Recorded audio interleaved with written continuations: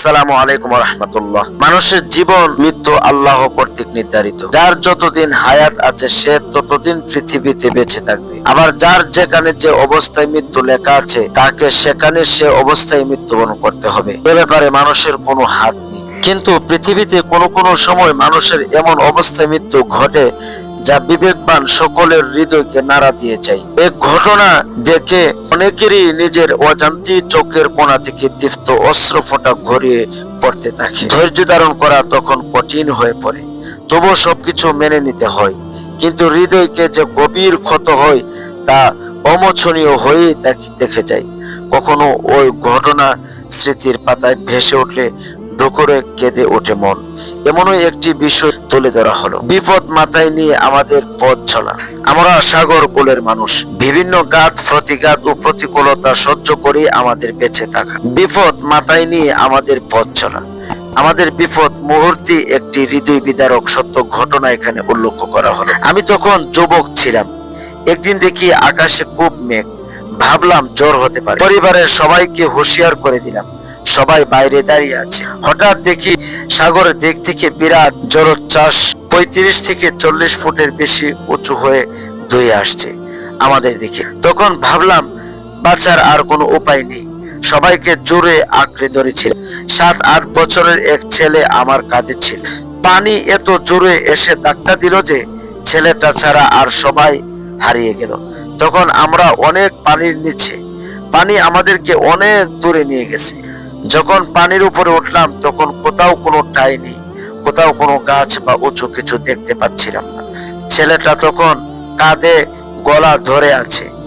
ওকে বললাম, আব্বা তুমি 2 হাতে আমার গলা শক্ত করে জড়িয়ে ধরো, ছেড়ে দিও না যেন, তাহলে তুমি ডুবে মরে যাবে। ছেলেটি কাঁদছে আর বলছে, আব্বা তুমি আমাকে ফেলে দিও না, তাহলে আমি কিন্তু ডুবে মরে যাব।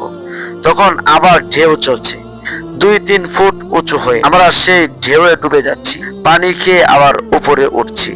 ছেলেকে কাঁধে নিয়ে আধা ঘন্টার মতো খুব কষ্টে সাঁতার কেটে বেঁচে আছি। কোথাও কোনো ঠাঁই পাওয়া যায় না। তখন ভাবছি আর বোধ হয় বাঁচতে পারবো না। জীবন আর চলে না, জীবন যাই অবস্থা। মনে মনে ভাবছিলাম ছেলেটা যদি গলা ছেড়ে ডুবে যেত তাহলে হয়তো নিজে বাঁচতে পারতাম। পরে কষ্ট সহ্য করতে না পেরে বলে দিলাম, তুই আমার গলা ছেড়ে দে। ছেলে তখন কেঁদে ফেললো আর কাঁদতে কাঁদতে বলল, আব্বা তুমি আমাকে ছেড়ে দিও না, আমি ডুবে মরে যাব। বারবার বলার পরও যখন ছেলেটি গলা ছাড়ছে না তখন আমি হাত ধরে টান দিই। ছেলেটি আরো জোরে কাঁদে এবং জোরে গলা জড়িয়ে ধরে। আমরা দুজনের কেউ মরতে চাই না, আবার কেউ বাঁচতেও পারছি না। এমন পরিস্থিতিতে আপনি আপনার সন্তানকে নিয়ে একটু কল্পনা করুন তো কেমন লাগে।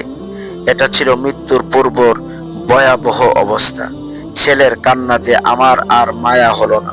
আমি ওর হাত টেনে কামড়ে ধরলে সে আমার গলা ছেড়ে দেয়। সাথে সাথে ছেলেটি ডুবে যায়, পানির অনেক নিচে চলে যায়। তখন মনে মনে বললাম, বেঁচে গেছি। এর মাত্র 5 মিনিট পর আমার পায়ে উঁচু গাছের ঢাল লাগলো। আমি তার উপরে দাঁড়ালাম।